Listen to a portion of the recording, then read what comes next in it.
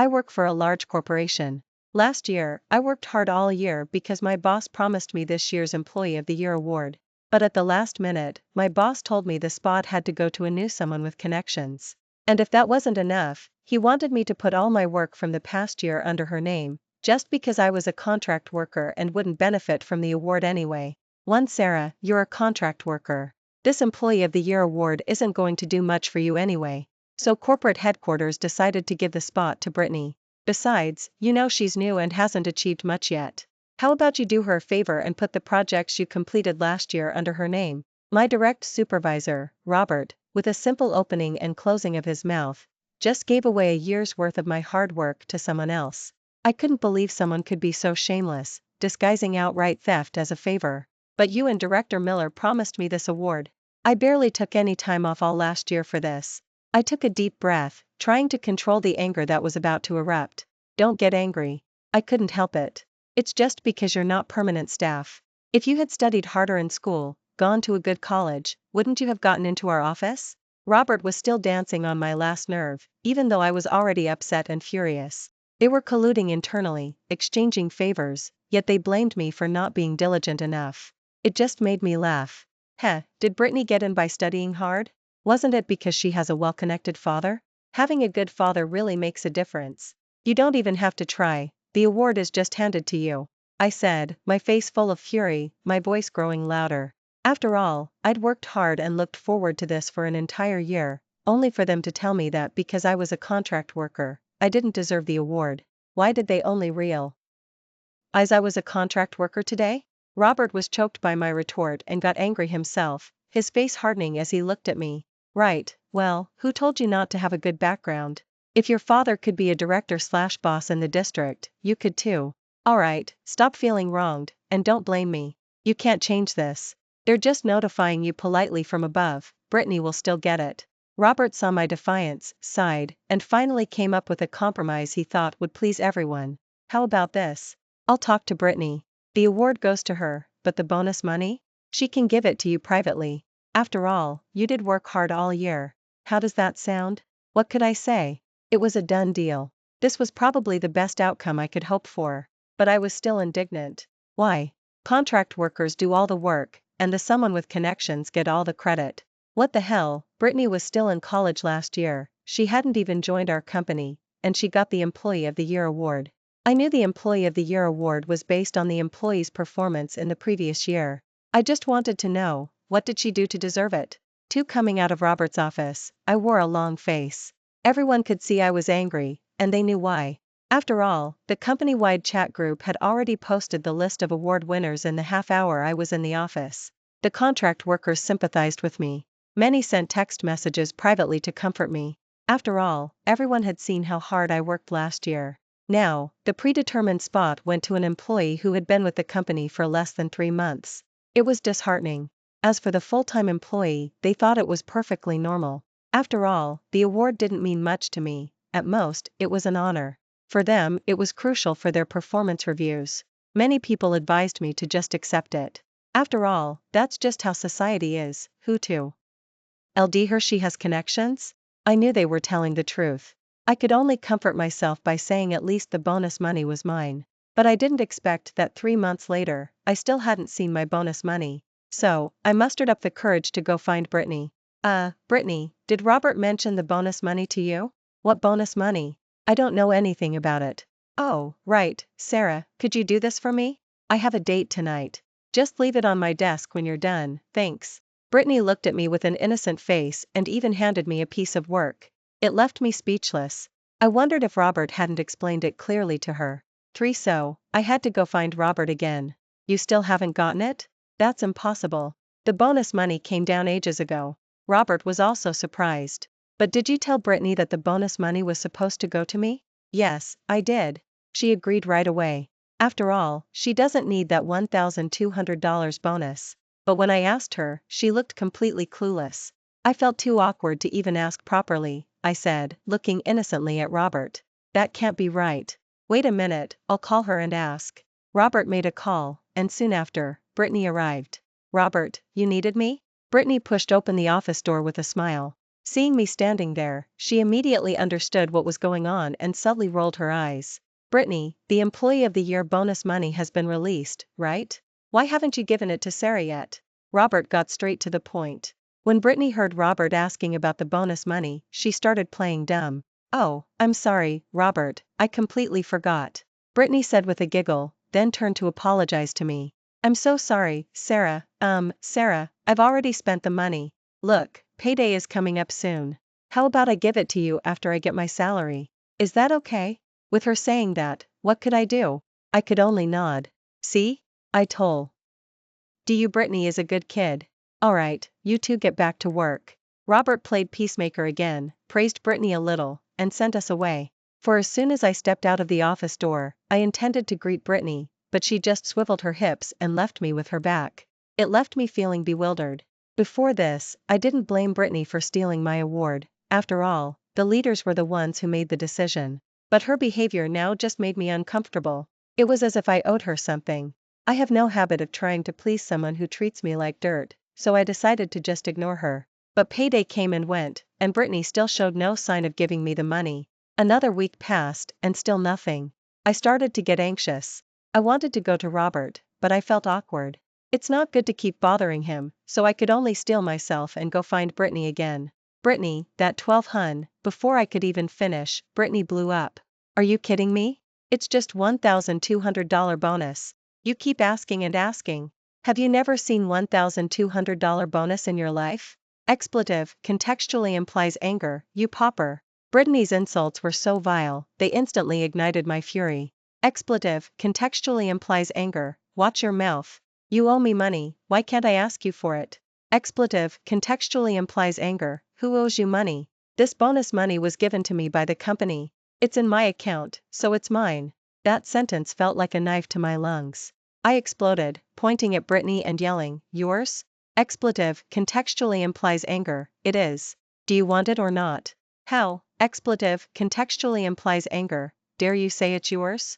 Your bonus money? You were still in college last year. What did you do to earn that money? Have some decency. Brittany probably didn't expect me to be so direct, pulling back the curtain.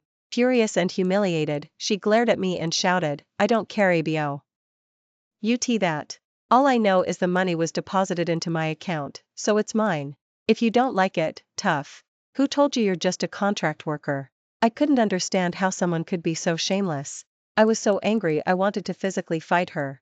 Our argument was so loud that colleagues gathered around. Some were gossiping, some were trying to break us up.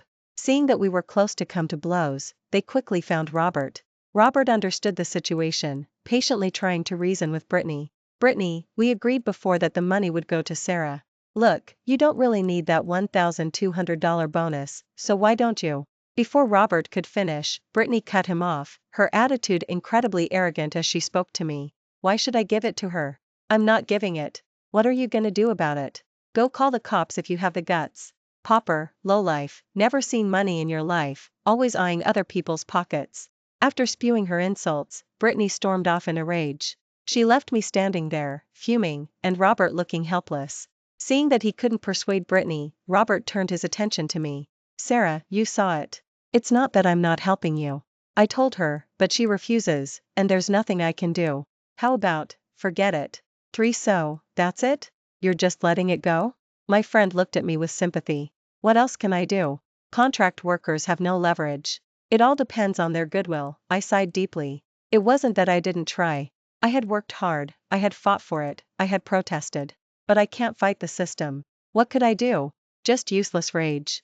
After all, this is reality. My friend patted my shoulder and bought me a coffee/drink, comforting my wronged soul. I told myself to let it go. Robert was right. If Brittany didn't give it to me, could we force her? He told me to look on the bright side, that he would compensate me in the future, and not to stoop to Brittany's level. What could I do? I could only keep being strung along. But I didn't expect that even after I had let it go, Brittany still insisted on trying to get a rise out of me. The next day, Brittany announced in the office that her bonus money had come in. To thank everyone for their help, she was buying Starbucks for everyone. The colleagues were initially happy, cheering and thanking Brittany for her generosity. My work buddy, afraid I'd feel awkward, grabbed a cup for me. She told me to take it, since it was free, and just enjoy the perk. But before I could even reach for it, Brittany snatched it away with lightning speed. Oh no, why would you get this for Sarah? Sarah isn't used to drinking this kind of coffee, Brittany said with a serious face, then turned and handed me a Dunkin' Donuts coffee. Sarah, I bought this one just for you. I noticed you're usually quite frugal, pinching pennies even when buying small things. You probably haven't had Starbucks before, right? I was worried your stomach wouldn't be able to handle such fancy coffee. So I bought you a Dunkin' Donuts coffee that you can drink. You don't mind, do you? Brittany covered her mouth, speaking with ill intent. The lively office fell silent as if someone had hit the pause button because of Brittany's words. Anyone with eyes could see that Brittany was targeting me. I was trembling with anger. After taking a deep breath, I didn't get angry. Instead, I smiled, reaching out to take the coffee/drink from her hand. Thank you. After taking it, I threw the coffee/drink into the trash can right in front of her. Sorry, but I'm severely allergic to certain conscienceless garbage. I really can't drink it. Hope you understand. Pfft. A female colleague who was also a contract worker couldn't help but burst out laughing. Then, seeing everyone looking at her, she quickly stifled her laughter. However, that single laugh was enough to enrage Brittany. Feeling publicly humiliated, she pointed at me and yelled arrogantly, Sarah, I'm giving you face, aren't I? Calling you Sarah. Do you really think you're somebody? Buying you Dunkin' Donuts coffee is already showing you respect. What are you being so arrogant for? Don't you know your place? You're just a contract worker, aren't you? How dare you be so arrogant? Believe it or not, I can make sure you can't stay in this office next year, you bitch/loser. Brittany stormed off in a rage. My colleagues lowered their heads one by one. The formerly lively office instantly became quiet as a mouse. Everyone knew Brittany was wrong, but she was a someone with connections, and her father's position was a given.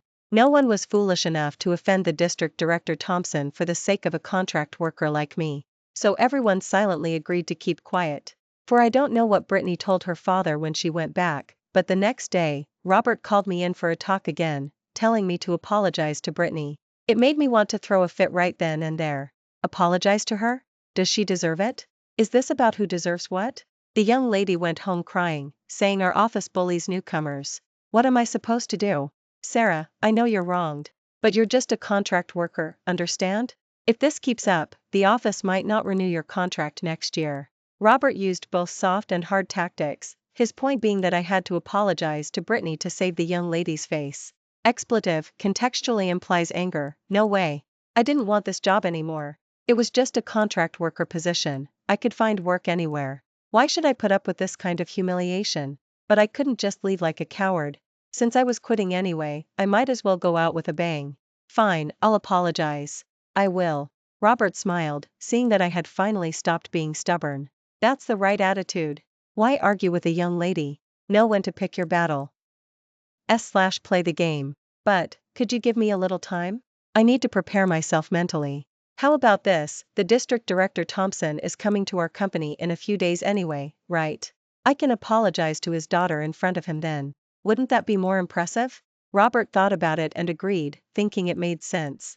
I waited and waited, finally waiting for Brittany's father, Director Thompson, to come to our company. It just so happened that a major district leader was also there that day, accompanied by staff from the publicity department.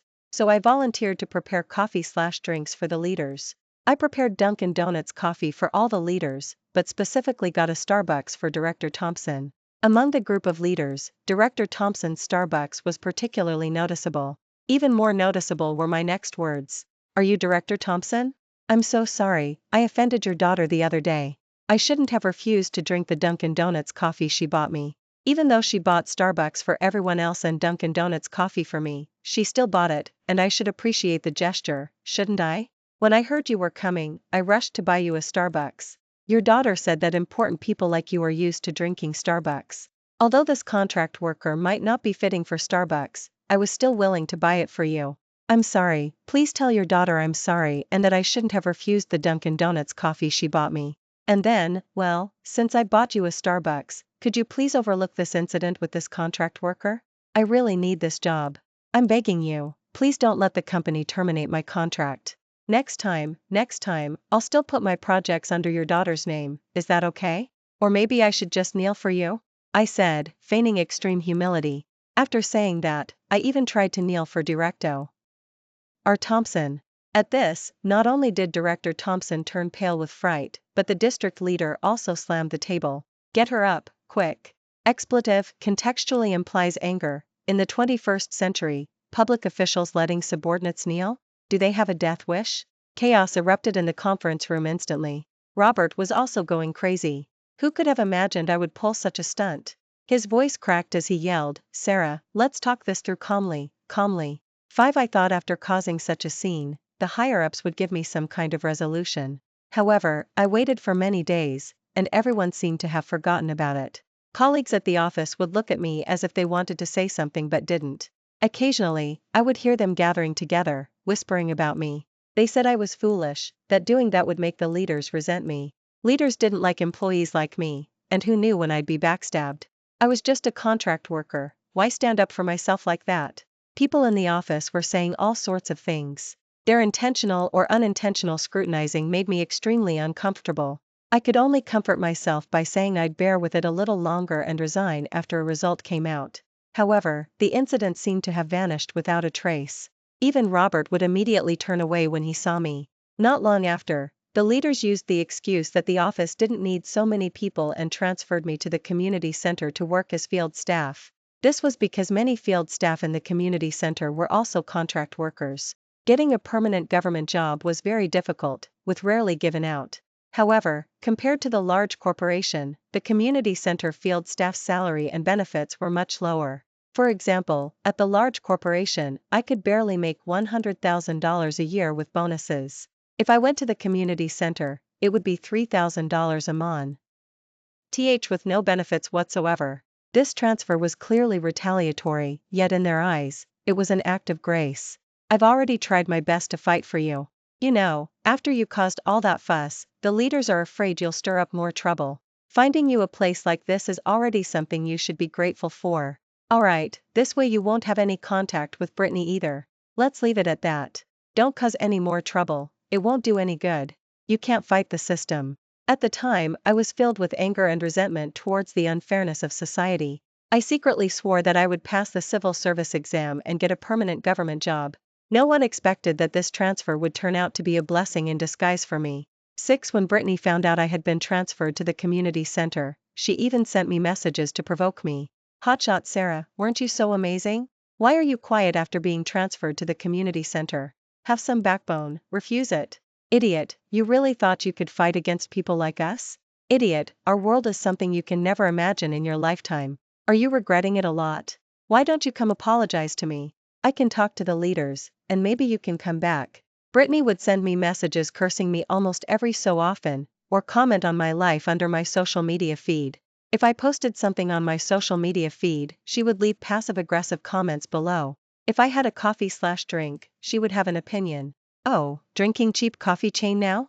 Looks like your life is upgrading, not drinking Dunkin' Donuts coffee anymore. At first, I was furious. Later, I realized I was falling into her trap. So I decided to ignore her and let her act like a lunatic with her passive-aggressive comments on my social media account. She harassed me for a while, then realized I truly wasn't responding, and she found it boring and stopped. Addition. I studied for the civil service exam while working at the community center.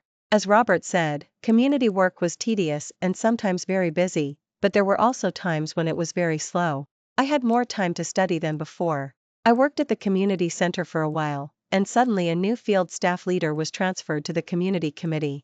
I heard he was also someone with connections. Because of Brittany, I was particularly sensitive to someone with connections. As soon as I heard he was someone with connections, I instinctively assumed he would be another incompetent person. My colleagues asked if I wanted to go to the leader's office to introduce myself, but I said I wasn't interested. After all, someone with connections like them wouldn't bother with contract workers like us. But I didn't expect this leader to remember the names of every staff member in our community. Once, during a meeting, he called on me directly and asked me to be responsible for writing a proposal. I was startled. I cynically thought someone had told him to take care of me, but it turned out he wasn't targeting me at all. I felt foolish for thinking that, and for considering fighting back hard if I were targeted. I waited nervously for a while and relaxed when I found out there was no targeting. 7. Then I discovered that this leader, who was someone with connections, was really different from other leaders. He actually knew what he was doing. He hadn't been there long, but he already had a thorough understanding of the community's basic data. One time, he asked me to write some materials, and he needed them rather urgently, so I just threw something together. After all, previous leaders never read them carefully. They would just pretend to find fault, usually picking on punctuation marks for us to revise. Occasionally, when they couldn't even find punctuation errors, they would say, "No, no. Although I can't say exactly what's wrong, it just feels wrong. Go back and revise it." Expletive contextually implies anger, those idiots. I was certain he was just like them, so I felt justified in cutting corners, knowing I wouldn't get it right on the first try anyway and would revise it after he found fault. But to my surprise, he immediately pointed out the errors in my materials, scaring the sweat right off my back. From then on, I dared not be careless with him. This was a capable leader with connections. I heard he was the son of some major figure, a top-tier someone with connections, and not an incompetent person. The reason he came to this godforsaken place to be a field staff leader was just for building his resume. Brittany's kind of someone with connections was child's play compared to him. No wonder even a major city leader was polite to him that day. In front of a capable leader with connections like him, I didn't dare to cause trouble at all. I worked diligently every day. In July, while waiting for my civil service exam interview results, a major event happened in our district. There was a very large lake in our area/district, and due to continuous heavy rain, the lake water rose sharply. The staff members, including me, were assigned shifts to watch the lake water at the dike. If the water looked problematic, we had to immediately notify the surrounding residential areas, towns, and villages to evacuate. That period was really tough. Our leader was there with us, eating and sleeping with us. A bond forged in hardship was formed during those few days of flood control. Day after day, everyone only slept 3 or 4 hours. We worked everyone like dogs. And I was the only woman among them. Those few days, I felt like my legs weren't my own, and my throat was raw. My head felt heavy and light at the same time, but I dared not collapse. A strange sense of responsibility supported me and these field staff. But even with all our efforts, a breach occurred, and the dike lake water direct TLY broke. This leader was truly decisive. He personally went to the front line to command, and we were all his soldiers. We didn't dare utter a sound and cooperated fully. A year later, the post-disaster reconstruction work was finally completed. This leader, who was someone with connections, had finished building his resume and was leaving, and I had also passed the civil service exam and secured a permanent government job. Yes, I didn't pass the interview that year during the flood, but I passed the exam the second year. I thought this was the best news I'd get this year, but the leader who was transferring brought me even better news. He said he was working in another state and asked if I was willing to transfer there to work with him. He thought I was a good soldier, with character, capability, and I didn't cater to authority. He needed someone like me, a trusted person. After considering everything, he called me. He said as long as I agreed, he would handle all the paperwork and I wouldn't need to worry. Who understands the significance of this? I agreed without hesitation. From then on, I followed this leader. My promotions were faster than others, and I even found a better boyfriend. My classmates who passed the civil service exam at the same time as me were still field staff, while I was already working next to a leader at the state capital/state government office. It was amazing. In a way, I had reached the peak of my career. Just when I thought my life would be smooth sailing from now on, I was tripped up by Brittany again.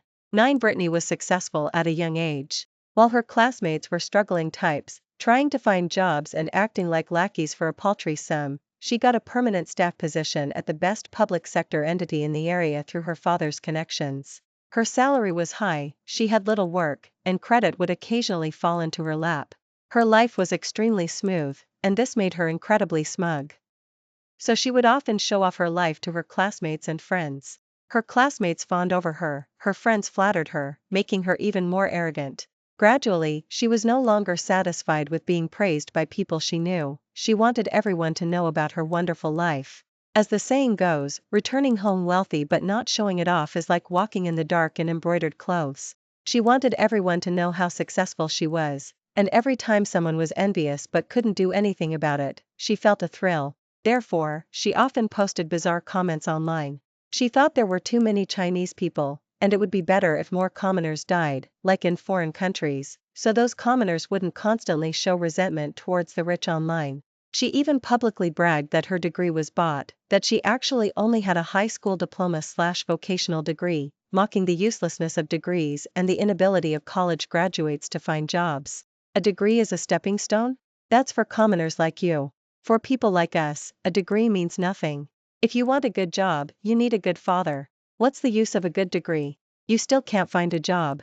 Sometimes I see those videos about Gen Z trying to change the workplace, and I just want to laugh. You can't even get into the workplace, what are you going to change? Stop being ridiculous, isn't it better to just be commoners? In the video, when Britney said this, the gloating look on her face gave viewers who stumbled upon it a sense of frustration, like they wanted to reach through the screen. However, these videos didn't go viral. What did go viral was a video where she complained about me. I used to have an idiot colleague, a contract worker, who even tried to kneel to the leader to keep her job. And you know what? Kneeling really works. After that one kneel, she's now in the public sector. I suggest everyone learn from her. Being a kneeler is really effective. I suggest unemployed 985 and 211 graduates can learn from her shameless spirit. 10. She thought I wasn't in my hometown and wouldn't see the video or be able to clarify, so she openly spread rumors in the video. Speaking of which, I don't know if I was unlucky or if Britney was unlucky. This video she posted went viral. It got over 1 million views and 50,000 comments. A large number of netizens went to the comments section asking who this kneeler was.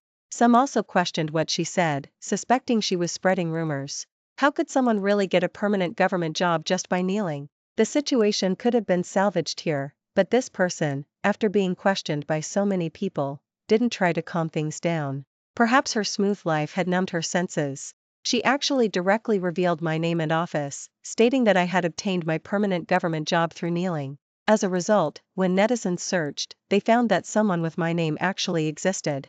This was huge. A large number of people began to question the integrity of the civil service exam. Trending topics exploded. Besides my name, Britney's name was also trending. Britney's bizarre comments were dug up.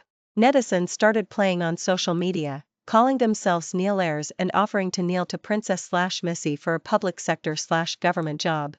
Great! So you can get a public sector/government job by kneeling. Why didn't you say so earlier? What was the point of all that studying? Where is Princess/Missy? I'll go kneel at your house right now. I want to be a kneeler too. Give me the address, I'll fly over immediately. Me too, me too.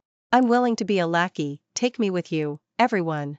You know what, Princess/Missy really does have a high school diploma/vocational degree. How did someone with a high school diploma/vocational degree get into a public sector entity? As expected, moaners like us don't stand a chance. Didn't someone say they were born with a silver spoon? Oh, thinking about all those years of hitting the books, it's just a joke. The netizens were emotionally charged, many expressing their intention to go and kneel outside Oakwood District City Hall, only asking for a public sector/government job. And believe it or not, some netizens actually went to City Hall to live stream. The matter became very big. The state capitol/state government office even knew about it. A document came down, ordering the district government to resolve the matter immediately. 11. At this point, Britney finally got scared. She deleted the video. However, it was too late. The videos had reached an astonishing level, and a large number of factual details were dug up by netizens. Seeing that the situation was getting out of control, Britney decided to divert the blame and direct the netizens' anger towards me. She attempted to get netizens to confront me, the kneeler. What's the point of cursing me? At most, I just faked my degree. This Sarah is much worse than me. She set a bad precedent by flattering and kneeling to leaders, directly kneeling her way into the public sector. Why aren't you cursing her? She's much more impressive than me now. I'm just permanent staff, but she has a permanent government job. Britney knew I was working with a leader at the state capitol/state government office. Her dad had mentioned it. She had always felt I had undeserved luck and couldn't stand that I was so lucky to meet a state leader. In her view of right and wrong, after I was transferred, I should have become a mess, so she could lord it over me. But I had surpassed her, and this made her very unhappy. So she decided to drag me down with her. And I was indeed affected. My work was suspended pending investigation. Britney was particularly smug when she saw online that my work had been suspended. She even found my text message and mocked me. So what if you passed the exam and got a permanent government job? So what if you have connections? I can still take you down. Commoners like you should stay stuck in the mud. Why do you deserve to live better than me? Go to hell. I looked at the text message and were speechless. I didn't know what life had done to her that someone could be so brainless. I quietly took a screenshot of the text message and sent it to the investigation team. They were speechless. 12 Brittany's father knew things had changed for me. When he found out his daughter had been provoking me privately, he slapped her. Brittany had never suffered such a grievance and started posting wildly online again. Bitch/loser, how dare you involve my dad? You just slept your way up with a leader, didn't you? You're not much better than me. First a kneeler, then someone who slept her way up. Netizens also started to feel something was off. Many expert netizens dug deep into the details and found the news about the flood control efforts. They discovered that when Brittany said I was flattering leaders, I was actually participating in the flood control. They found that when Brittany said I got my permanent government job through kneeling, my exam results were on the government website/official records. They also dug up that I had taken the exam for 2 years before I landed the job. This completely contradicted what Brittany said. This made the netizens who had started tagging the state capital/state government office for an explanation a little panicked. If I were truly a kneeler, could I have taken the exam for 2 years? By all accounts, I seemed to be one of the struggling types. Moreover, in order to land the job, besides the civil service exam, I also took the permanent staff exam. All my efforts were documented on the government website. As public opinion intensified, my former colleagues also came forward to accept interviews. They revealed the truth of the matter. And there was even video evidence. In the video, I was seen getting Dunkin' Donuts coffee for the leaders and a Starbucks for Director Thompson, and my passive-aggressive voice apologizing to Director Thompson made netizens burst into laughter. So this is the truth about the kneeler. Laughing so hard.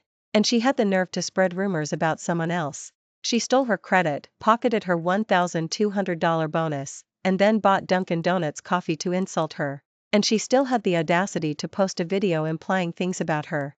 Idiot, calling people commoners and lowlifes nonstop. Are you something incredibly noble? Around here, only animals talk about pedigree. Poor Sarah, even after all this time, she's being dragged my name through the mud.